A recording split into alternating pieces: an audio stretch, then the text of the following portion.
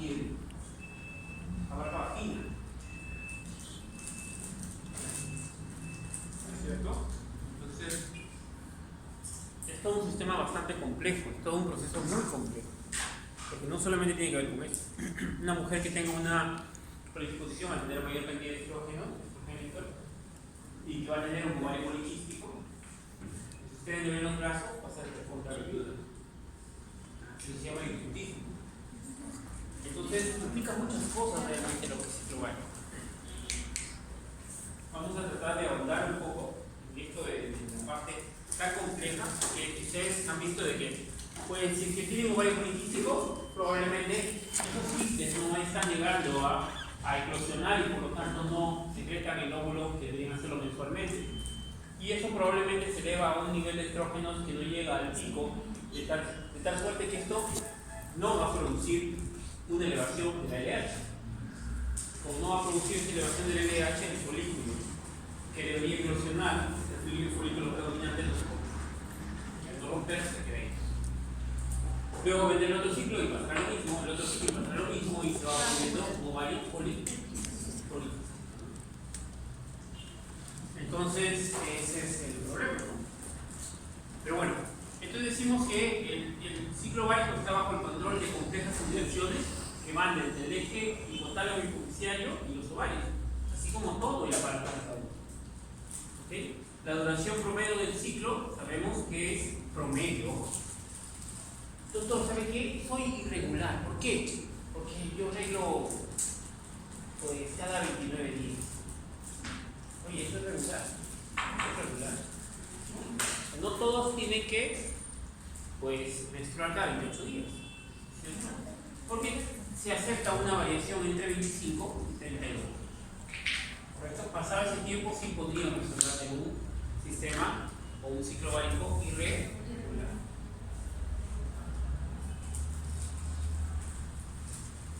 Entonces este ciclo ovárico tiene diferentes fases que son las que vamos a hablar acá. Entonces si hablamos de la fase ovárica folicular o preovulatoria, entonces tenemos que tener en cuenta que al momento que nace la bebé, ¿cierto? Tenemos más o menos 2 millones de ovocitos. Imagínense, 2 millones de ovocitos. O sea, podrían tener 2 millones de hijos. Ya al inicio de la pubertad vemos que ya no se encuentra la cantidad mil. Y encontramos solamente prácticamente la quinta parte, ¿no? Que son más o menos 400.000 al inicio de la pubertad. Y los restantes se eliminan, ¿cierto? Más o menos 1000 folículos por mes, hasta los 35 años, ¿cierto? Y cuando ya dicha tasa se acelera y empiezan a eliminarse o a morir por apoptosis, ¿no? En condiciones normales, durante la vida reproductiva de la mujer, solo se liberan 400 folículos. ¿Sí? Más del 99.9% de los folículos sufren un proceso degenerativo o atresia folicular, ¿no es cierto?, a través de apoptosis. Ese desarrollo folicular, desarrollo del folículo, sea en la fase ovárica o fase folicular, ¿no es cierto?, consta de etapas. Incluye, en primer lugar, el reclutamiento. ¡Hey! ¿Quién quiere ir a la piscina? ¡Yo! ¿No? En la casa. ¿Quién quiere ir a la piscina? Y levantan todos la mano. Así son los folículos. ¿Quién quiere ser fecundado? Y los ovulitos están gritando, ¿no? ¿No es cierto? Y salen todos ahí. Levantan la mano. Todos levantan la mano. ¿No es cierto? Pero obviamente está el vivazo que ya puso un pie adelante y ya está parado delante. Y dice, y él será el folículo del mes. Entonces, consta de etapas que incluye el reclutamiento inicialmente de los folículos primordiales, ¿cierto? Este reclutamiento que se va a dar ya antes de que empiece la menstruación del siguiente mes, ¿cierto? La menstruación del siguiente, estamos hablando, si hablamos de un ciclo regular, vamos a tomarlo como un ciclo regular, o sea, 28 días. El día 29 y el 29 es el primero del siguiente mes, ¿correcto? O sea, el que empieza la menstruación. Mucho antes de la menstruación ya empieza a haber el reclutamiento para que en el siguiente ciclo ya pues aparezca un folículo predominante y se ovule. Entonces consta de etapas que incluyen el reclutamiento de los folículos primordiales, Y estos son totalmente independientes de las gonadotropínas. ¿Ok? O sea, no va a haber influencia de LH ni FSH para que estos folículos sean reclutados. Esto es propio del ovario. Es propio del ovario. El ovario tiene un propio mecanismo para reclutar a sus folículos. ¿Ya? Será independientemente de las gonadotropinas a partir de reserva en reposo y crecimiento, reserva en reposo y crecimiento hasta la etapa donde vamos a formar el ámbito, ¿cierto? O sea, la etapa antral en los folículos. El proceso bajo control de factores de crecimiento local. O sea, este reclutamiento se da por un proceso localizado, no influye en hormonas acá todavía. ¿Sí? ¿Está claro? Muy bien.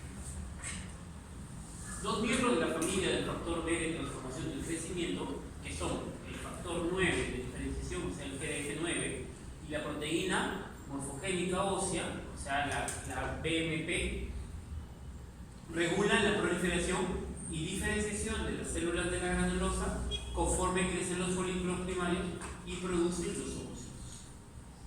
¿Okay? Y estos factores son secretados de manera local. ¿Okay? Estos factores son los que van a ayudar a que haya este reclutamiento y crecimiento de los folículos de manera inicial sin acción de la LH y FSH.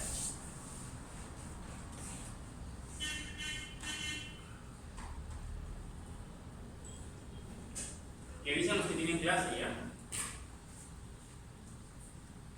¿Sí? ¿Tienen clase de fármaco? Y avisan 5 minutos antes, está bien, ¿no? Sí. Tienen 6. Ya, 5, 6. Muy bien. Está claro hasta ahí, ¿no es cierto? Entonces quiere decir que la diferenciación, que el reclutamiento empieza por acción de secreciones propias, locales, dentro del ovario. ¿Ya? Esa podría ser una pregunta de examen. Muy bien. Entonces, estas sustancias dice que regulan tanto la proliferación y diferenciación de las células de la granulosa conforme crecen los folículos primarios y producen los ovocitos. A medida que se desarrollan los folículos centrales, o sea, se van formando las cavidades centrales en los folículos, se van reclutando las células del estroma circundante. Esas células del estroma son importantísimas porque son las que van a rodear al folículo y van a dar lugar a las células de la teca. ¿Sí? ¿Ves? Teca. ¿No es cierto?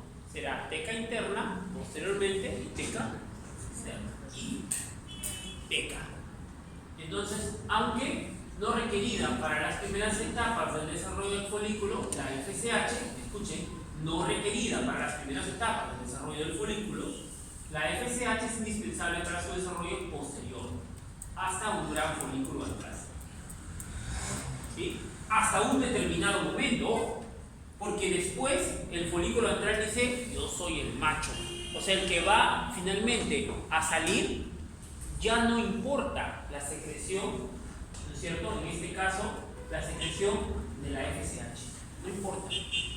Simplemente él termina su desarrollo, ¿no es cierto? Y vas a ver que él es el predominante y el resto de folículos, por más que la FSH disminuya, porque una disminución de la FSH es lo que va a importar, porque al disminuir la FSH, el resto de folículos decrecen y se atrofian, porque no tienen estímulo de la FSH. O sea, va a llegar un momento en que sí van a ser dependientes de FSH, pero el folículo, el que va en ese mes a ovular, ya no, y va a proseguir con su crecimiento hasta la ovulación. El resto de folículos están programados para que todavía dependan de FSH, lo cual va a permitir de que estos decrezcan y se atrofien. Entonces, por eso que decíamos que aunque no requerida en las primeras etapas del desarrollo del folículo, la FSH es indispensable para el desarrollo posterior que van a tener hasta convertirse en un folículo antral. Durante cada ciclo ovárico, un grupo de folículos antrales, o sea, una corte de folículos, en otras palabras, inicia la fase de crecimiento semisincrónico, casi al mismo tiempo. ¿No es cierto? Y como resultado de su estado de maduración en el momento del aumento de la secreción de FSH, es la fase lútea del ciclo anterior. Esto se va a llamar espacio de selección del ciclo ovárico. ¿Cierto? Ya empezamos a ver que antes de que llegue al último día, a los últimos días del mes, previamente se reclutaron. Empezaron a crecer, ¿no es cierto? Cuando empezamos a llegar a los últimos días del mes, la FSH empieza a aumentar. Ese aumento va a servir para la siguiente maduración de los folículos, hasta que se van a convertir en folículos centrales, ¿correcto? Luego de esto, obviamente en algún momento, que va a ser prácticamente en el día 14, esta FSH va a caer. Y al momento que va cayendo esta FSH, luego va a ¿qué? A eclosionar este folículo ya por acción de la LH. Baja la FSH, aumenta la LH. Y entonces, al caer la FSH, se supone que como han estado siendo estimulados los folículos, estos van a decrecer y ya no crecen. Pero sin embargo, el folículo predominante ya no va a depender de FSH y va a proseguir su crecimiento a pesar de que no haya FSH, porque cae la FSH y luego vendrá la LH en cantidades altas para luego realizar la eclosión y luego sacar el óvulo el día 14. Pero bueno, vamos por ahí ya. ¿Sí se está entendiendo hasta ahí? Chicos, ¿se está entendiendo? ¿Sí? ¿Todos entienden?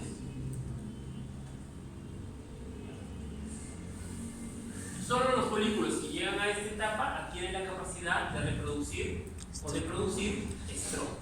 O sea, aquellos que lleguen al momento en donde van a depender todavía del crecimiento de la FSH. Y ahí lo tenemos, en las etapas, ese gráfico harto conocido, ¿no? Lo vemos por todos lados, ¿no? Ponemos ciclo ovárico, ciclo menstrual y sale el gráfico. Entonces, vamos a analizar cada uno de ellos, ¿no? En primer lugar, nosotros hablamos, tenemos 4 niveles. En primer lugar, acá, liberación a través de la hipófisis de la LH y FSH, ¿correcto? Tenemos acá, a nivel del ovario, liberación de estrógenos y progesterona, 17 veces estradiol. Tenemos acá, en el ovario, el crecimiento del folículo. Y tenemos en el endometrio el crecimiento de endometrio. ¿Estamos de acuerdo? ¿Hasta ahí? Correcto. Nosotros vemos en la primera etapa, nosotros vamos a ver en el primer gráfico, en la parte de arriba, en primer lugar la fase folicular y la fase lútea. La fase folicular, ¿por qué es folicular? Porque es la fase donde va a haber el reclutamiento de los folículos, el crecimiento de estos y finalmente la ovulación. Y aquí vemos algo característico, ¿no? Miren. Miren lo que tenemos acá, el pico tenemos una ligera deflexión de ¿qué? De la FSH, ¿no es cierto? Si bien es cierto, va a tener un pico posterior, pero sin embargo, no es un pico semejante a la de salud, ¿no es cierto? Y luego tenemos un descenso con una ligera elevación de la FSH, ¿para qué? Para producir el crecimiento de los folículos. En el segundo gráfico, lo que vamos a ver, bueno, y esto ya es una etapa ya de implantación. O sea, acá tenemos una fase folicular, vino el bandido del espermatozoide, fecundó al óvulo, ¿no es cierto? Y aquí tenemos, miren, un nivel de elevación de algo importante, que sería la beta-HCG. ¿A partir de qué día podríamos encontrar el beta-HCG? ¿Cómo? 8º día, ¿cierto? Octavo. Luego acá en la parte siguiente tenemos estrógenos y progesterona, de la misma forma. Miren el pico. ¿Ven? ¿Qué debe ser esto? Estrógeno, ¿cierto? Pico y luego del pico, el otro pico. ¿Sí? O sea, pico de... va a generar un pico de LH, ¿correcto? Obviamente que acá debería haber doble pico, ¿no? Porque debe haber otro pico más que va a hacer que la LH decaiga. O sea, tiene un doble feedback, ¿no? Qué extraño, ¿no? Un feedback positivo inicial y un feedback negativo siguiente, ¿no? Eso normalmente no lo vemos en ningún lado, ¿no? O sea, no lo vemos con otros hormonas, en otras palabras. Luego tenemos acá progesterona, que lo vemos que tiene una pequeña elevación al momento de la ovulación. Luego tenemos una elevación que debería estar preparándose ¿para qué? Para dejar un tejido endometrial adecuado para que se venga a implantar aquel el óvulo fecundado. Pero luego no sucede esto, el cuerpo amarillo empieza a decaer, a declinar, y por lo tanto la producción de progestágenos, que estaba elevada por la producción del cuerpo amarillo, que iba preparando todo para convertirse en un cuerpo lúteo, no se da, porque no hubo fecundación. Entonces el cuerpo amarillo decae, declina, y por lo tanto también la producción de progesterona por este cuerpo amarillo también decae. Y por eso es que la progesterona decae. ¿Cierto? Entonces, ¿qué función van a cumplir estas dos? Van a simplemente servir para ¿qué? Para preparar el endometrio para una posible implantación. Cosa que vemos acá distinta. Mire, si que vemos que se produce la ovulación y luego la fecundación acá, vemos que los progestágenos van a mantenerse elevados durante todo el embarazo. ¿Para qué? Con el fin de proteger a la placenta, es la que permite que haya una adecuada implantación. Por eso es que cuando tenemos algunos pacientes, ¿alguien tiene hijito? ¿Nadie tiene hijito? Chicas, ¿nadie tiene hijito? No los niegan, chicos. Chicos, ¿y ustedes? Ustedes sí los niegan, ¿eh? Bueno, cuando la paciente se queda embarazada y muchas veces hay un poco de sangrado, pues el ginecólogo lo que suele hacer es darle progesterona, porque muchas veces hay una insuficiencia de producción a través del cuerpo lúteo y no produce buena cantidad de progesterona, ¿no? Entonces la implantación se altera y el bebé se puede perder, ¿no? Entonces por eso se tiene que dar progesterona, ¿no? En este momento. Y esa es la función, ¿no? Por eso que vemos que hay una elevación, porque se va a permitir de que haya un tejido adecuado y se dé adecuadamente también la implantación. Para eso es que se da esta elevación de la progesterona. Bueno, ¿qué dice acá? Que se controle los ciclos ováricos y endometrial, ¿cierto? Por las gonadotropinas. Se ha considerado los ciclos ováricos y endometrial más o menos 28 días, lo que, bueno, normalmente debería ser, no siempre lo es, la mayor parte no tiene un ciclo exacto. La fase folicular va del día 1 al día 14, se caracteriza por cifras crecientes de estrógenos, engrosamiento del endometrio. Estos estrógenos empiezan a aumentar, ¿por qué? ¿Por qué? Por la cantidad de folículos. Si los folículos crecen, obviamente las células que tienen alrededor, que son las células de la teca, van a producir mayor cantidad de estrógenos. Entonces, como hay mayor cantidad de folículos, también empieza a haber mayor cantidad de estrógenos. ¿Ya? Es un feedback positivo entre ellos, porque esta cantidad de estrógenos al llegar a un punto va a permitir que se dé la ovulación. ¿Correcto? Muy bien. Se caracteriza por cifras crecientes de estrógenos, engrosamiento del endometrio, un endometrio que empieza a prepararse para la implantación, y selección del folículo dominante ovulatorio. Va a haber un folículo que va a ser el dominante y va a ser el que va a eliminar el óvulo hacia las tubas, ¿cierto? Durante la siguiente fase, que es la fase lútea, entre el día 14 y el día 21, el cuerpo amarillo produce estrógenos y produce también progesterona, que preparan al endometrio para la implantación. Si ocurre la implantación, el blastocisto en desarrollo, ¿cierto? Comienza a producir beta-HCG y rescata al cuerpo amarillo al mantener la producción de progesterona, ¿cierto? Cuando ya se dé esto, el cuerpo lúteo es quien va a subir más o menos hasta la 8ª semana, sí. Ya, sí, ahí tiene que hacer fármaco. Ya fue. Una tropina coriónica rescata el cuerpo amarillo al mantener la producción de progesterona, ¿cierto? Entonces, este cuerpo amarillo que se va a convertir luego en un cuerpo lúteo es quien se va a encargar de la producción de progesterona hasta más o menos la 12ª semana. Entonces, es importantísimo mantener ese cuerpo lúteo adecuadamente. Y luego después, ya el que se va a encargar de la producción de progesterona será ¿quién? La placenta, ¿cierto? Muy bien, seguimos en la fase ovárico-folicular. Durante la fase folicular, las cifras crecientes de estrógenos empiezan a aumentar de manera paralela de acuerdo al crecimiento también del folículo dominante e incremento del número de células de la granulosa. Las células de la granulosa es un sitio exclusivo para el receptor de FSH.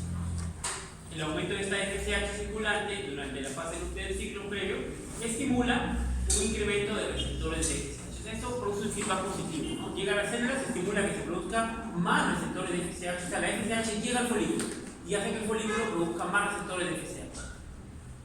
Para que nuevamente llegue la FSH en cantidades, puede ser no muy altas, sin embargo sigue estimulando a estos cuerpos. Nos quedan 2 minutos, ¿no? ¿Sí?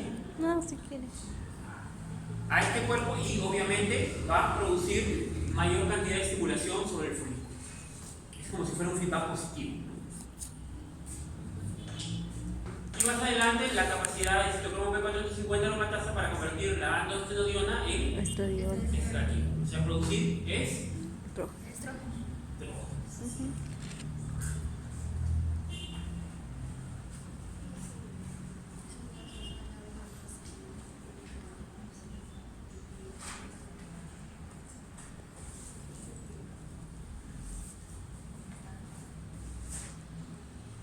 Muy bien.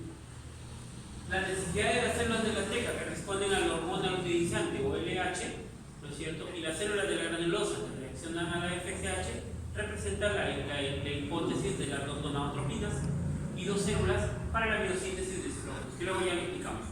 Y consiste en la FSH, induce aromatasa y a la expresión del andro del folículo en crecimiento, y el folículo experimenta una mayor respuesta a la FSH dentro de la corte. Es el primero que produce estradiol que inicia la expresión de receptores de hormona luteinizante. Ahí lo vamos a ver. Miren, esto es en la fase folicular, esta es una célula de la teca, esta es la membrana basal y esta es la célula de la granulosa.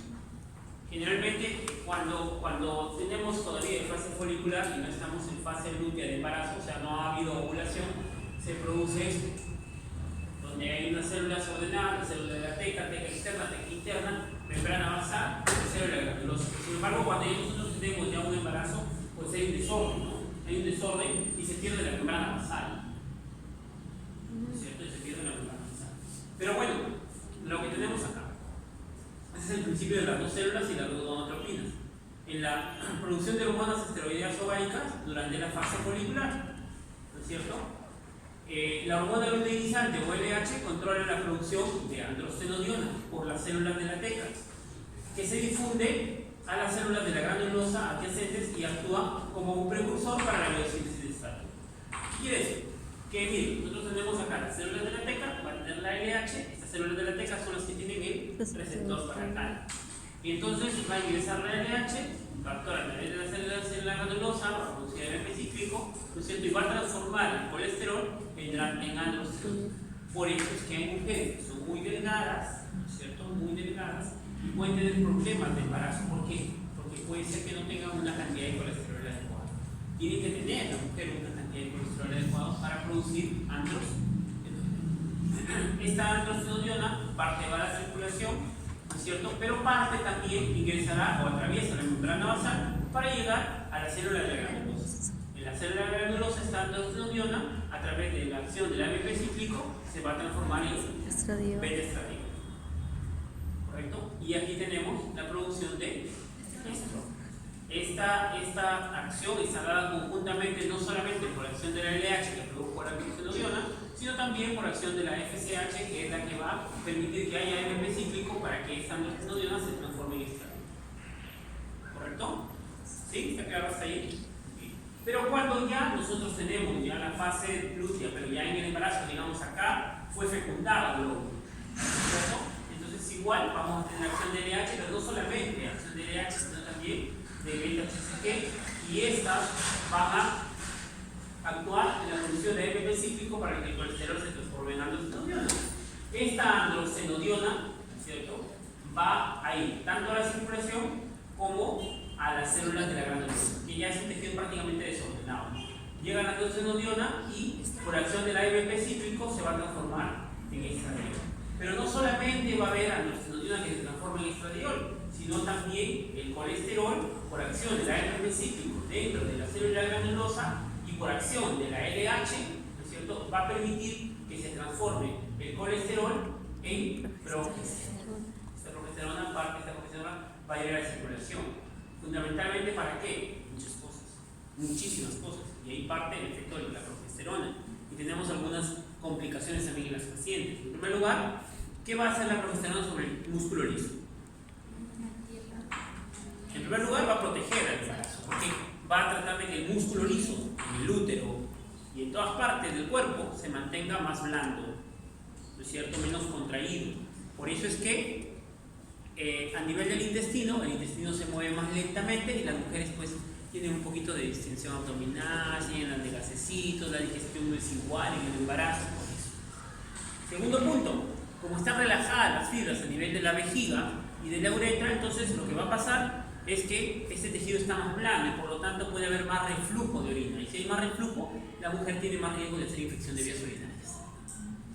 ¿Correcto? No solamente porque el útero está grandote y comprime la vejiga y todo el rollo, sí, pero cuando el útero está pequeño, la mujer también puede hacer infección de vías urinarias. Y es por eso. ¿No es cierto? Entonces, todo ese efecto empieza a reblandecer también hacia la parte anterior de la sínfisis púbica para que las caderas se ensanchen ligeramente, ¿no es cierto? Tiene una serie de efectos la progesterona. Empieza a aparecer la coloración en los senos, la coloración en la parte de la vulva. Todas esas alteraciones que empieza a tener la mujer muchas veces van a tener relación con la acción de la progesterona sobre el cuerpo. ¿Ya? Que obviamente al buscar proteger al bebé, obviamente va a causar algunas alteraciones también en la mujer. ¿Cierto? Muy bien. Obviamente este colesterol que se forma se va a formar a partir de LDL. Entonces, mujeres que puedan tener el nivel bajo de LDL para formación de colesterol, obviamente pueden tener una disminución de la producción de progesterona. Y por lo tanto esas pacientes tendrían riesgo de que la implantación se dé adecuadamente. Si no se da adecuadamente la implantación, se pierde el bebé. Hay una relación directa con LDL y colesterol. Bien. Durante la fase folicular temprana, la granulosa también produce inhibina B, que ejerce una retroalimentación negativa sobre la hipófisis para suprimir la secreción de la FSH. Como se inicia el crecimiento del folículo dominante, o sea, el que va a ovular ese mes, aumenta también la producción de estradiola e inhibinas. Miren, de inhibinas. ¿Y para qué? Para que esta inhibina en un momento actúa sobre la hipófisis, hace caer la FSH y todos los folículos se quedaron ahí y regresionaron, excepto el folículo dominante, que ya no va a sufrir efectos de la FSH, a pesar de que está caído. Conforme se inicia el crecimiento del folículo dominante, aumenta la producción de estradiola e inhibinas, lo que produce declinación de la FSH en la fase folicular, fracaso de folículos adicionales para llegar al estado preovulatorio o etapa folicular de grafo. O sea, no van a llegar estos a ser folículos de grafo. En consecuencia, el 95% del estradiol plasmático producido en ese momento lo secreta el folículo dominante. Imagínense, miren, solo ese folículo es el que secreta el 95%, que es destinado a la ovulación. Estamos hablando ya de 36 horas antes de la ovulación, cuando se va a producir el pico de estrógenos para producir el pico de LH. Después de la aparición de receptores de LH en las células de las células de la granulosa preovulatorias, secretan pequeñas cantidades de progesterona. Esto ejerce una retroalimentación positiva sobre la hipófisis, ¿no es cierto? Se va a dar por estrógenos para inducir una mayor secreción de LH, ¿cierto?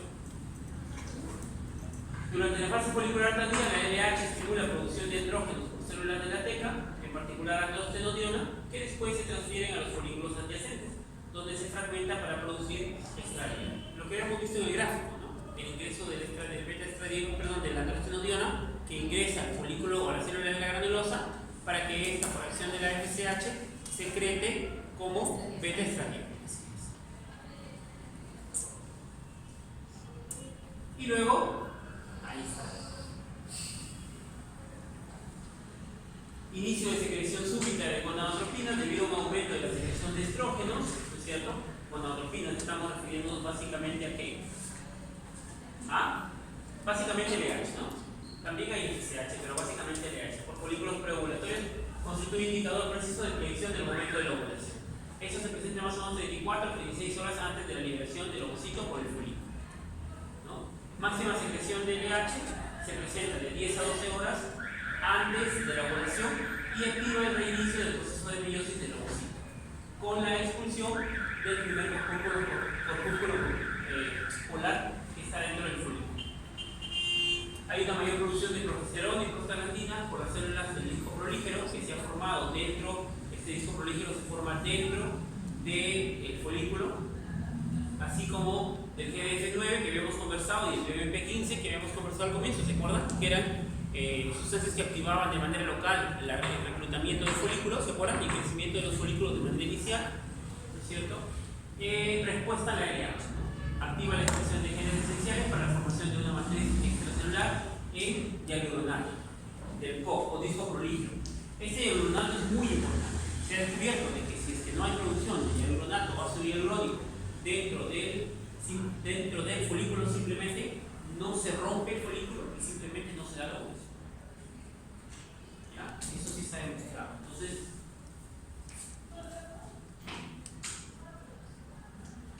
muy bien. Durante la síntesis de matriz celular del disco prolígero, o sea, del COP que habíamos hablado, pierden contacto entre sí y se mueven en dirección externa desde el ovocito a lo largo del polímero de la zona de hialuronato, que es una zona en el folículo, y se va expandiendo el folículo, ¿cierto? Esto permite un aumento más o menos de hasta 20 veces el volumen del complejo folicular.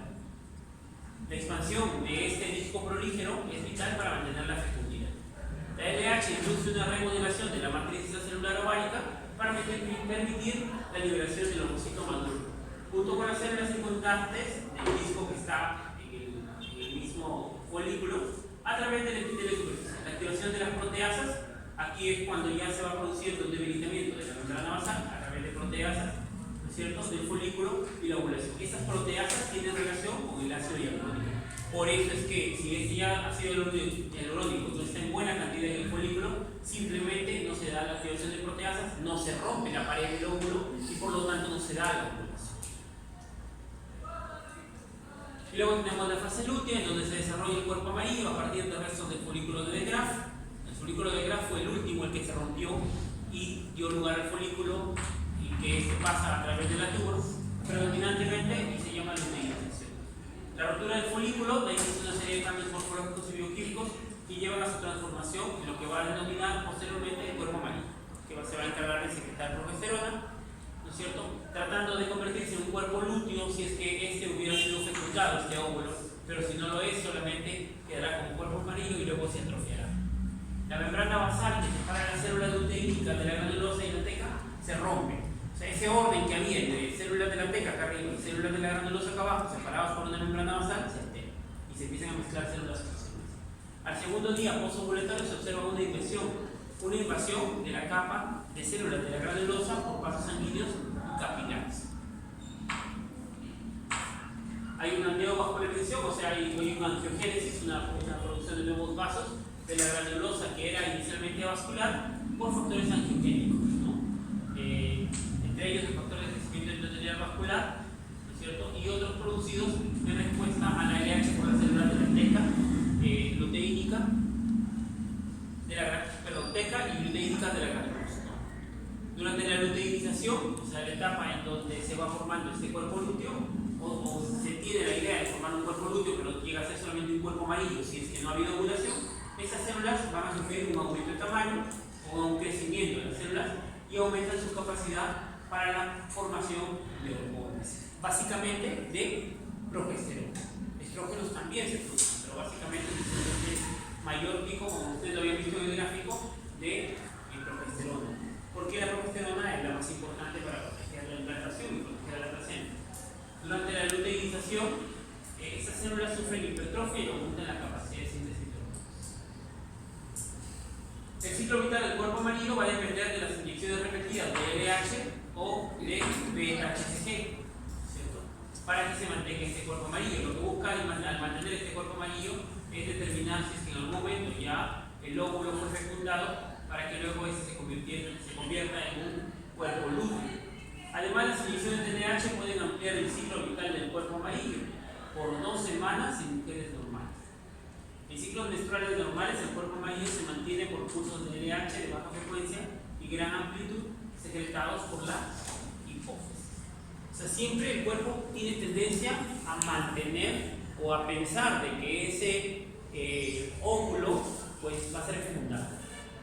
Y entonces, toda esa secreción de hormonas es para tratar de mantener ese cuerpo amarillo, o sea, estamos hablando de LH, FSH, para tratar de mantener ese cuerpo amarillo y se convierta pronto en un cuerpo lúteo. ¿No es cierto? El patrón de secreción hormonal del cuerpo amarillo es diferente al folículo.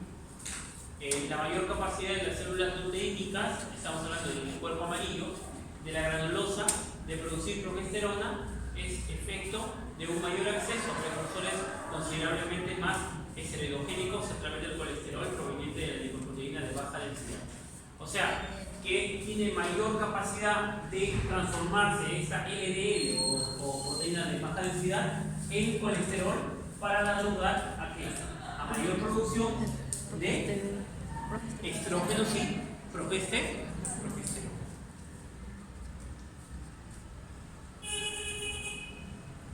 Bueno, y esto era lo que les decía, ¿no? Básicamente, ¿no? Entonces, se dice que cuando encontramos mujeres que tienen poca producción de LDL, ¿no? Por lo tanto, también en la fase lútea, si hubiera un embarazo, el nivel de progesterona es muy bajo. Porque sabemos que el LDL se transforma en colesterol y ese colesterol va a dar lugar a la progesterona. Al tener el LDL muy bajo, las cantidades de progesterona son muy bajas y puede producir, ¿no?, un riesgo de tener menor cantidad de embarazo. O sea, un riesgo de no quedar embarazada. A veces buscamos estrógenos, dar estrógeno, y de repente se le LDL que está alterado. Por eso es que hablar, por ejemplo, de un ovario poliquístico, hablar de un tratamiento de terapia de reemplazo hormonal o una terapia hormonal para una paciente en búsqueda de que hay un embarazo es bien complicado. Porque basta que se altere receptores de la célula de la teca, ¿cierto? O de la célula granulosa, ¿cierto? O que no haya LDL y se altera todo. Se altera todo, absolutamente todo, ¿no? O basta que el estrógeno no llegue a los niveles adecuados, o sea, está un microgramo por debajo del nivel y simplemente no hay pico de LH, no hay hueso. Simple. ¿No? Después de la ovulación, la cifra de estrógenos obviamente decae. Que es un fenómeno seguido por un aumento secundario que alcanza la producción máxima de 0.5 miligramos por día de 27 veces traidor en la fase lútea media. Hacia el término de la fase lútea hay un incremento secundario de la producción estradiol. La síntesis ovárica de progesterona alcanza su máximo de 25-50 miligramos por día en la fase lútea media.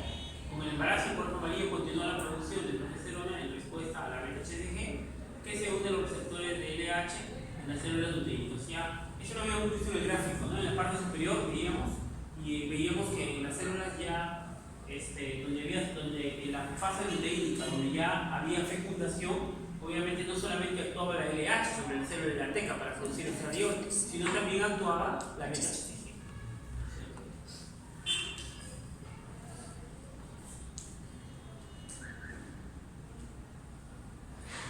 Y ahí nos quedamos, chicos. Pueden irse en paz.